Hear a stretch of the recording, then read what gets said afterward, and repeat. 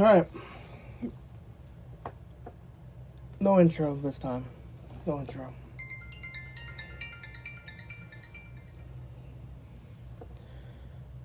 So, the Rangers are eliminated.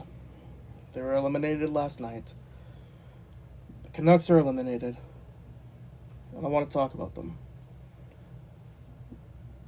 What's next? What's next for them? We'll start with Canucks. Go with the Canadian team here. What's left out of their stars? They lose Brock Besser. They've lost Brock Besser for a while. They've lost Quinn Hughes at the deadline. All that's left is Elias Pettersson. Are they going to resign him? Is he going to want to stay with the Canucks? Or is he going to walk? We don't know. The Canucks have a chance of winning the draft lottery and getting Gavin McKenna. That's who they should go for. Gavin McKenna. Big forward. Good forward. Perfect line mate for Elias Pettersson. The Rangers. They lose Panarin at the deadline. Panarin's gone. They lost Kreider. What's next for them? Are they going to move off of Shesterkin? Are they going to move away from Zibanejad? Is Lafreniere going to go? I don't know. But more importantly, with the season winding down, I have one question for everybody. Is the 2025-26 season and next season an end of an era?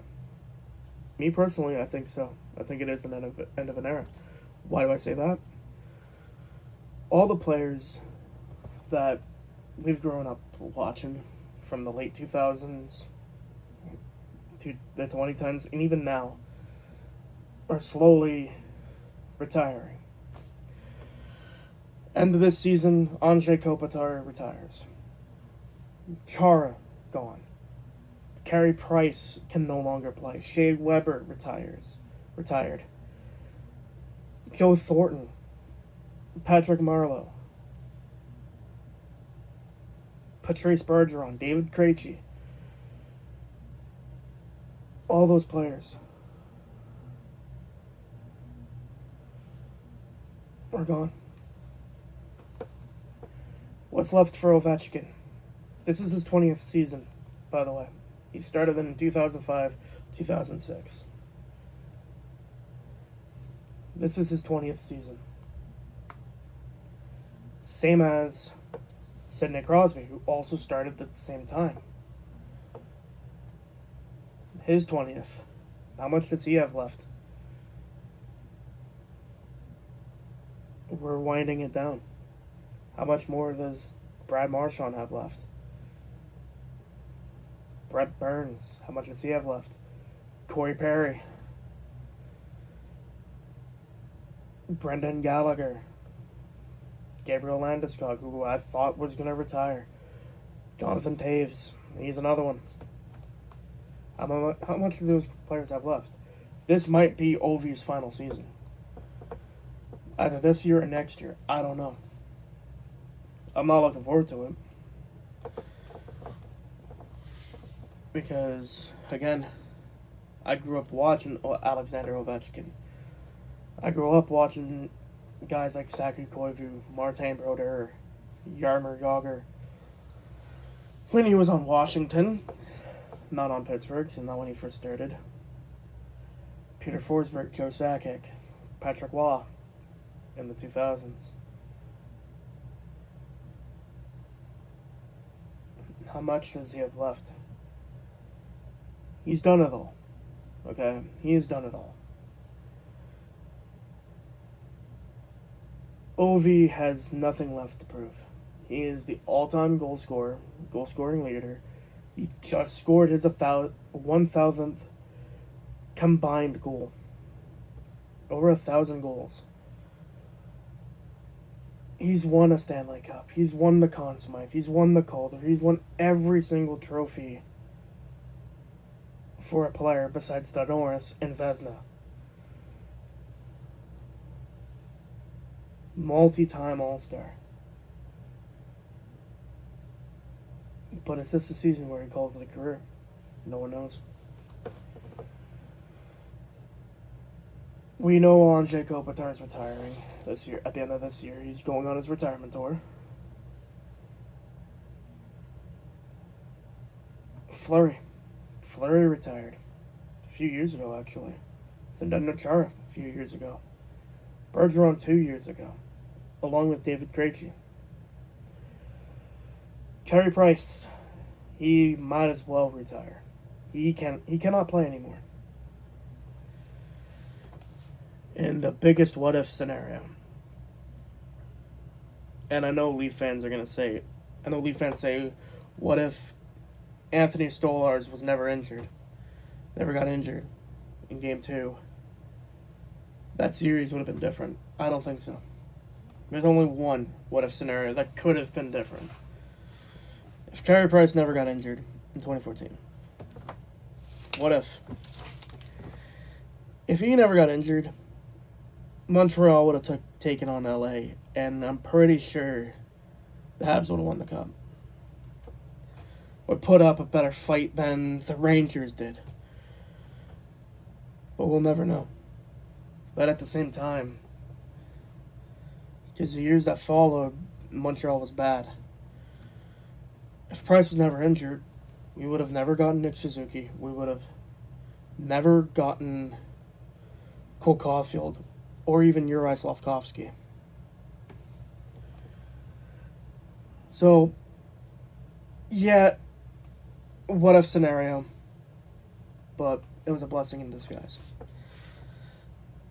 Look at PK Subban. Retired. Stupidly, though.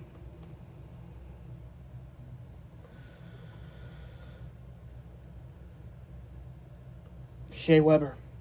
Never playing again. After 2021. Same goes for Price. Price was the same way. After 2021, both those players have never made it back. Hedman's out for personal leave. Which, again, how much does he have left? Stammer. How much does he have left? This is coming to an end of an era.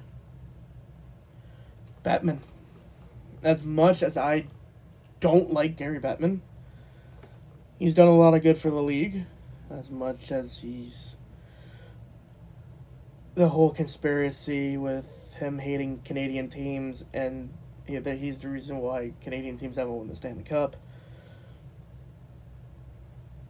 Again, to each his own. But he's retiring at the end, either at the end of this season or next.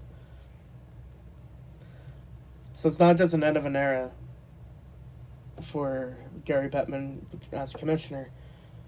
It's not just an end of an era for the Leafs being eliminated. 9 years. They've been in the playoffs for 9 years and they've only made it past the first round twice. But they have yet to win a winner-take-all game. It's also an end of an era for a lot of the players. The game's growing. It's getting faster. These players are getting older.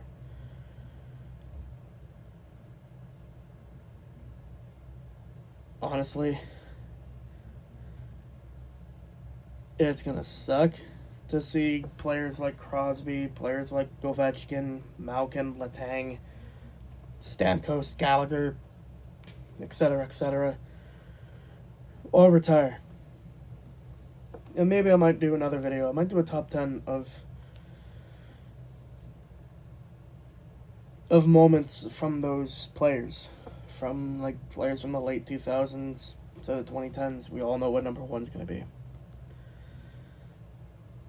And I don't care what anybody thinks. Sure. You have the lacrosse goal from Zvechnikov and Philip Forsberg. You have the lacrosse pass from Trevor Zegras. Those do not compare to the goal. To the younger viewers that have never seen the goal, Alexander Ovechkin scored from his back in a goal never to be repeated.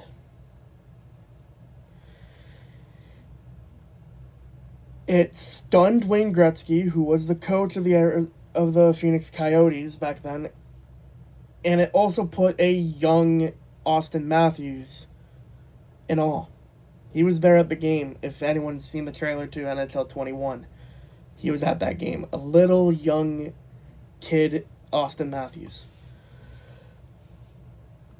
Fast forward to 2016-17, he scores 4 goals in his debut. Matthews, that is. But still, let me know what you guys think. What's next for the Rangers? What's next for the Canucks?